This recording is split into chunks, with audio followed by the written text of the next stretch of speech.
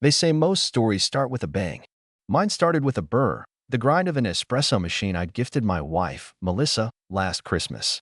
We weren't coffee snobs by any stretch, but she had a thing for morning rituals. She said it made her feel European, whatever that meant in Ohio. It was a Tuesday. Rainy, of course, because even the weather seemed to have a sense of drama. I had just come back early from work because of a server outage. I was the IT guy they only called when things broke, and things had broken fast. I walked in, shoes still wet, tie half undone, and there she was. Melissa. In yoga pants, hair in that lazy bun she wore when she didn't care who saw her. She was standing by the espresso machine, laughing. Not at the machine. At him. Now, I've read enough stories to know what kind of man it usually is. The pool boy. The personal trainer. The coworker who just gets me. In my case? The barista from the place down the street. Yep. The 24-year-old bearded oat milk-slinging philosopher who once gave me a punch card for a free cappuccino and said, "You seem like a guy who plays it safe." And there he was. In my kitchen. Shirt too tight, grin too loose, and somehow making espresso on my machine like he owned the place. "Hey," I said, voice flat. They both turned like I was the ghost of a man who used to live here. "Oh," Melissa said. "You're home early." Barista boy just nodded like this was totally normal. Like men often come home to find their wives entertaining espresso enthusiasts with cheekbones you could hang a coat on. "I had a work thing," I replied, setting my bag down. Server crashed. "Oh," she said again, now suddenly interested in the counter as if it had sprouted flowers. No introduction. No apology. Just the sound of milk steaming and awkwardness curdling. "Derek, this is Kieran," she finally muttered. "He's just helping me fix the grinder." It was making that weird noise again. Kieran, bless his hipster soul, just nodded. "Yeah, your burr's misaligned." I wanted to say, "So is your judgment," but I didn't. I'm a man of restraint. I didn't blow up. I didn't even raise my voice. I just looked at the two of them, the forced casualness, the misplaced familiarity, the silence that suddenly filled the room like smoke from something burning slowly. And then I said the most Midwestern thing possible, "I'm gonna take a walk." Melissa didn't stop me. Kieran didn't either. I half wish he had, just so I could see if his man bun would bounce with fear. Outside, the rain was soft. Not quite cinematic. Just damp. Like the truth sitting at the bottom of your stomach, too heavy to ignore. I walked past the espresso shop where I first met Kieran, him behind the counter, me ordering a mocha for my wife on a Saturday morning. He had smiled at her too long then, too. I thought it was harmless. Maybe that was my first mistake. I didn't go far. Just far enough to make it look like I was giving her space. Giving myself space. And when I came back, he was gone. But the espresso machine was still warm. Like nothing had changed. But of course, everything had. The next morning, she made coffee. Not just any coffee, his coffee. Single origin Guatemalan, with a cinnamon stick stirred in like some low-budget rom-com character quirk. I sat at the kitchen table, silent, watching the espresso drip into the mug she always used on Sundays, her "let's do this" mug. The irony wasn't lost on me. "So," she said, like we were discussing weekend plans, "you gonna keep acting weird, or are we gonna talk?" I didn't answer right away. I took a sip of the coffee. It was excellent. Of course it was. "I don't have a script for this," I said. She leaned on the counter, arms folded. Nothing happened. I almost laughed. Not because I thought something had happened, though it had, but because the line was so thoroughly rehearsed it practically came with a curtain call. "He was fixing the grinder," she said again, slower, like I was a confused tourist in her cafe of excuses. "Why did he need to take off his shoes to do that?" I asked. She blinked. "Gotcha. I don't know, Derek. He's just comfortable like that." "Comfortable in our house?" She didn't answer. Instead, she sat across from me, eyes sharp. "You're making this into something." "No, Melissa," I said. "You already did that. I'm just showing up for the second act." There's a thing people do when they're lying. Their mouth moves faster than their eyes. She kept talking, nothing happened. "He's just a friend. You're being paranoid." But her eyes? They never once looked sorry. Just annoyed. That's when I knew. Kieran wasn't the problem. Not really. He was just the latest symptom in a marriage that had started coughing 6 months ago and now refused to admit it was sick. I started rewinding. Not just yesterday, but all the little signs I'd let slide like spam emails. The sudden need to walk alone in the evenings. The phone face down, always. The new perfume she said was a gift from a coworker. The fact that we hadn't fought in weeks, not because we were happy, but because neither of us had the energy to care. We need to talk, she finally said, which was funny, because she didn't mean talk. She meant confess just enough to feel innocent, but not enough to admit guilt. So I nodded. Sure. Talk. And I let her. For 48 minutes, I listened to a masterclass in deflection. It's not about him. It's about us. You've been so distracted lately. I don't even know who I am anymore. You work so much. Do you even notice me anymore? Ah, there it was. The final twist of the knife, making her betrayal my responsibility. I didn't yell. I didn't throw my mug or storm out. I just said, thanks for the coffee, and left the cup in the sink. Because here's the thing. When a storm's coming, you don't argue with the clouds. You get ready. And in that moment, I wasn't hurt. I wasn't angry. I was something far more dangerous. Quiet. Because I had just made a decision. One she wouldn't see coming. And it wouldn't be loud. It would be surgical. Here's a little truth no one tells you. The best revenge doesn't arrive wearing a ski mask or swinging a baseball bat. It walks in wearing a button-up, sipping coffee, asking about your weekend. I went to work the next morning like I was still the guy who didn't know. Said good morning to Janine in HR, fixed the printer jam like a hero, even nodded at Carl in accounting, the guy who still thinks password 123 is a form of encryption. Meanwhile, Melissa thought I was unraveling. I could tell. She kept texting. Not in an I love you kind of way, but in that measured tone people use when they're trying to check the temperature without dipping a toe in. How are you feeling today? Want to do something together this weekend? I can make your favorite pasta tonight. I didn't reply. That's when she started leaving little breadcrumbs. Innocent things, or so she thought. The wedding photo placed back on the nightstand, facing my side now. A playlist of our songs magically queued up on the Bluetooth speaker. Even her using the phrase, babe, again, like it had just come back from vacation. Cute. But I wasn't biting. Because while she was trying to rebuild trust with duct tape and nostalgia, I was busy building something else entirely. I called an old friend. A real estate agent named Darren who still owed me for covering his bachelor party tab 7 years ago. Hey man, I said, casually. Think you can find me something off market? Doesn't need to be big. Just quiet. With a garage. Garage? He asked, laughing. You finally buying a motorcycle? Not exactly, I replied. Just making room for options. He didn't press. Darren was good at that. People who sell secrets for a living usually are. Back at home, I smiled. I cooked. I even let Melissa cuddle up to me on the couch while we watched a show she used to mock. She laughed, like old times. She thought we were healing. But the truth? We were circling the drain in a kayak made of denial. The next day, I changed all my passwords. Quietly. Systematically. Email, cloud storage, bank accounts. Even to Spotify. Why? Because people show their true colors when the music stops playing. Then I ordered a burner phone. She never noticed. Because she was too busy playing the role of the remorseful wife, offering kisses that tasted like apology and dinners seasoned with desperation.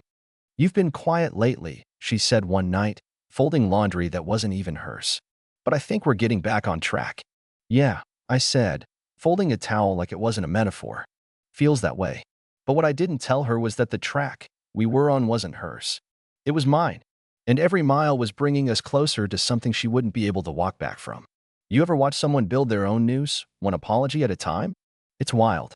Melissa had entered what I call the confetti phase, scattering gestures of affection around like she was throwing a surprise party for trust. She brought home cupcakes with little heart-shaped sprinkles. Started wearing her hair the way I liked it, before Kieran. Even sent me a photo one afternoon. Just her, on the couch, in my old hoodie, captioned, "Missing you today, Blackheart." A week earlier, that photo might have sucker punched me. But now? I saved it. For the folder.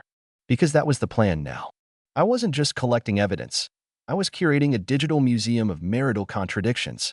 See, there's a difference between being angry and being ready. Anger is loud. Ready is patient. And I've been patient long enough to watch the cracks form all on their own. By this point, I'd quietly installed a home camera system. Not the flashy kind with blinking red lights or chirpy notifications. No, this was the subtle stuff, hidden in a smoke detector in the hallway, a picture frame in the living room, and my personal favorite, a tiny pinhole camera behind the espresso machine. Fitting, right? Melissa didn't notice a thing. She was too busy rewriting the script. One night, we were sitting on the couch, half watching a rom-com we'd seen years ago, and she nudged her knee against mine. Do you think, she said softly, that we could do a weekend away? Just us. I sipped my water, nodded. Yeah, maybe. You thinking mountains or beach? She smiled. Anywhere we can reset. Reset. She loved that word. Like she could press and hold on our lives until the screen blinked and wiped the slate clean. But that's not how reality works. There's no reset for a rotting foundation. You just start over, or better yet, walk away while it's still collapsing. So I told her, let me think about it. And that seemed to be enough. For now. A few days later, Kieran showed up again. Unscheduled. Unexpected. Uninvited. I had taken the day off and was working in the garage, my new sanctuary. Melissa thought I was at the office. Her mistake. I'd parked my car around the block on purpose. And just like that, there he was. I saw him through the hallway cam, looking too comfortable for a guy who allegedly only came by to adjust the grind settings. She opened the door with a smile I hadn't seen since before our second anniversary. Wide. Bright. Performed. She hugged him. Too long. Then the part that really singed my eyebrows. She stepped back, looked around like a kid about to steal candy, and said, "You've got 30 minutes.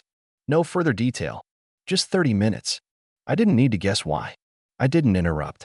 I watched. Not like some creepy voyeur, don't get me wrong. I didn't want to see anything. But I needed to confirm what I already knew. He didn't go near the espresso machine this time. He went straight to the couch. She followed. They talked, laughed, leaned close. Nothing physically explicit. Just familiar. And not the kind of familiar you build from fixing burr grinders. This wasn't about coffee. This was about comfort zones. About boundaries that had already been erased in invisible ink and now rewritten in bold. He left exactly 32 minutes later. Melissa didn't even close the door right away. She just leaned against it for a moment, smiling to herself, like a teenager in a CW drama. Then, get this, she looked at the espresso machine, tilted her head, said aloud, "Maybe tomorrow," as if I was going to ask. I waited 3 hours before coming back in through the front door. She acted startled, like she hadn't already washed the mug he used. "Oh, I thought you were working late." "Server got fixed early," I said. "Boss sent me home." She kissed me on the cheek. I didn't flinch. That night. I opened the file. Named it plainly, Exit Strategy. It had everything. Photos of Kieran's car parked 2 doors down. Screenshots from the camera timestamps. The footage trimmed, subtle, no smoking guns, just truth. And her hoodie selfie? I added that too. Not for evidence. For irony. I called a lawyer the next day. Friend of a friend. Discreet. Efficient. "I'm not trying to destroy her," I told him. He looked up from his notes. "But you're also not letting her walk away clean." "Exactly."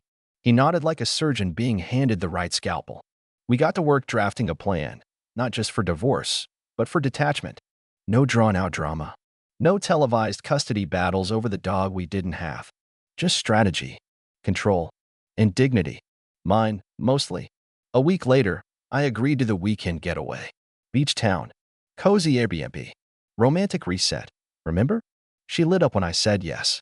Hugged me like someone who'd just gotten away with something. Perfect. Because what Melissa didn't know was that I'd already packed my own suitcase. Not for the weekend. For good. Not because I was running. But because I wanted her to think this was a beginning, when really, it was the closing credits. And the twist ending? Well, let's just say it involved a private server, a timed delivery, and a collection of emails set to land in her inbox precisely 2 hours after I disappeared from that little seaside Airbnb with one final message. "Thanks for the coffee. And the performance. Hope your grinders align now." We left Friday morning. Cloudless sky, smooth traffic, playlist of her favorite 2010s indie bands humming in the background. Melissa tapped her fingers on the dash like a woman trying to sync her heartbeat to a version of the past that no longer existed. "I'm really glad we're doing this," she said, halfway into the drive. I smiled. Not out of joy, out of professionalism. At this point, I was less of a husband and more of an actor finishing a role. I'd studied the script, hit my marks, and now I was just waiting for curtain call. The beach town was picturesque in the way Instagram influencers love: string lights, weathered boardwalks, overpriced coffee shops with ironic names like Bean There and Bohemian Rhapsody. The Airbnb was small, charming, and remote enough to be romantic, as she put it. There was even a hot tub. Because of course there was. She unpacked quickly, talking about fresh starts and sunsets and maybe moving closer to the coast one day. I nodded. offered a few supportive humps, and carried my single duffel bag inside. That bag, by the way, contained exactly what I needed. 3 changes of clothes. A copy of the key I'd made to the storage unit I'd rented a month earlier. My old passport. And a small black envelope, sealed tight, labeled only with her name. The plan wasn't dramatic. No confrontation, no long speeches, no final fight with a string quartet playing in the background. Just clean execution. Like a magician leaving the stage while the audience's eyes are still fixed on the empty hat. That night, she poured us wine. Wore that old sundress, the yellow one she knew I liked. Or used to like, back when liking her didn't feel like betraying myself. We sat on the porch, waves in the distance, porch lights flickering, and she said, "I feel like we're us again." I nodded slowly, letting the silence stretch just enough to feel sincere. "Yeah," I replied. "Feels that way." She reached for my hand. And for one suspended moment, I almost forgot what she'd done. What I'd seen. The laughing, the lies, the 30-minute drop-ins that weren't about coffee. Almost. But then I remembered the voicemail I'd received the day before we left from Kieran. He didn't mean to call me. He meant to call her. But he called me. And it was short. "Hey, I'm thinking maybe we don't tell him everything just yet. I know you said he's coming around, but let's play it cool for now. We'll figure it out after the trip." Click. I listened to it 6 times. The next morning, I woke early.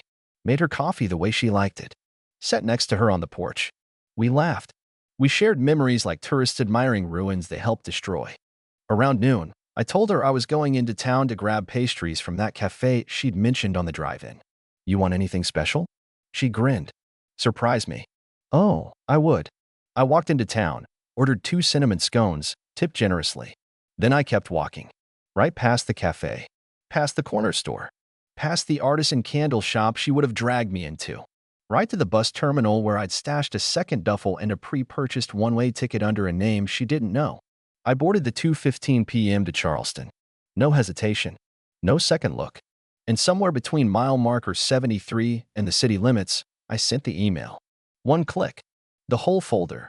Photos, video footage, timestamps, and a cleanly written note titled, "A few things you forgot to mention." I attached the voicemail, too, just for flavor. I didn't include anger. I didn't include blame. I didn't need to. I let the facts speak louder than I ever could. The evidence was undeniable, so comment was surgical. No name calling. No venom. Just truth. And then I sent the second email. This one to her parents. Same contents. Slightly different tone. I figured if Melissa wanted to reset her life, she should do it without the crutch of narrative control. Let everyone draw their own conclusions from the raw footage. And the black envelope? I had left that on the dresser in the Airbnb, propped against her favorite book. Inside, 1 sentence written in my own handwriting. "You spent so long trying to make me feel invisible. Now you get to find out what that actually feels like." No signature. No goodbye. Just gone. I checked into a small hotel that night, 3 cities over. Nothing fancy. Just quiet. Ordered dinner to go. Slept like a man who just vacuumed himself out of a house of mirrors. No text came through. No missed calls. Just 1 email, 2 days later. The subject line read, "Please, just tell me why." I didn't open it. I didn't need to. She knew why. That's the thing about betrayal. It's never just about the act. It's about the erosion that comes before it. The little ways someone teaches you that your pain is optional, your worth is conditional, and your love is a punchline. Melissa thought I wouldn't notice. Thought I'd forgive. Thought I'd stay. And for a long time, she was right. But in the end, the quiet man walked out and took the whole truth with him. By Tuesday, I was already 400 miles away, eating breakfast in a diner where no one knew my name or history. Just me, a plate of eggs I didn't finish, and a phone that refused to ring. Melissa had gone silent. Not because she was at peace with what happened, oh no, but because she was rebooting. Her silence wasn't absence. It was strategy. The same way a chess player doesn't speak after losing their queen, they just sit and calculate what pieces are left to save face. And that's exactly what she was doing. The email came that afternoon. A new subject line this time, bolder. "You don't get to do this." There it was. The shift from confusion to entitlement. She had reached stage 2 of the breakdown. Stage 1, panic. That had been the weekend. The shock of waking up in a rental bed alone, pancakes getting cold on the counter, no note, no explanation. Just an empty coffee cup and her phone pinging nonstop from inboxes she couldn't control. Stage 2. Anger. That's where we were now. The how dare you phase. The emotional Hail Mary. The part where she tried to rewrite the script and cast herself as the victim of my silence. I didn't reply. Instead, I forwarded the email to a secure folder and kept scrolling through job listings in towns she'd never set foot in. Funny how liberating it is to be unreachable. I wasn't hiding. I just wasn't explaining myself anymore. She sent another message 4 hours later. You embarrassed me. My family doesn't even know how to talk to me right now. That one made me laugh. Not loudly. Just a quiet breath of disbelief. Not I'm sorry. Not I made a mistake. Just, you embarrassed me. Like that was the real crime. Not what she did, but what I did with it. As if betrayal was private property, and I was trespassing by exposing it. She had built an identity on control, carefully managing her public image, her career, her social media snapshots of domestic bliss. And I had ripped that curtain down in one pull. She wasn't grieving the loss of our marriage. She was grieving the loss of the narrative. And narratives were her currency. By Thursday, she escalated. Stage 3. The apology. I knew it was coming. It always does. But I was genuinely impressed with how fast she pivoted from rage to remorse. Like watching a Broadway actress slip into a different character mid-scene. Her message began with, I've been doing a lot of thinking. Of course she had. Thinking. Rebranding. Damage controlling. She went on for 4 paragraphs, detailing how the last few months blurred, how she felt unseen, how she should have communicated better, how we both made mistakes. There it was again, we. The most generous pronoun in the world of infidelity. I didn't reply to that one either. Because you can only hear we so many times before you realize one of you is drowning and the other was holding the hose. But I did read it carefully. Because buried in her monologue was the truth she didn't mean to confess. Kieran meant nothing. It wasn't even real. It was a stupid phase. He thought it was more than it was. Not real? Right. I'd seen the footage. He didn't think anything. She let him. She built that lie with him. Shared jokes. Touches. Time. Things that belonged to us but got rented out for free lattes and compliments from a man who said vibe, unironically. But I had no interest in correcting her anymore. Let her spin. Let her say it wasn't real 1,000 times. Because here's the thing she never expected. She thought I'd leave to punish her. I didn't. I left to rescue myself. Later that week, a message came in from Kieran. No subject.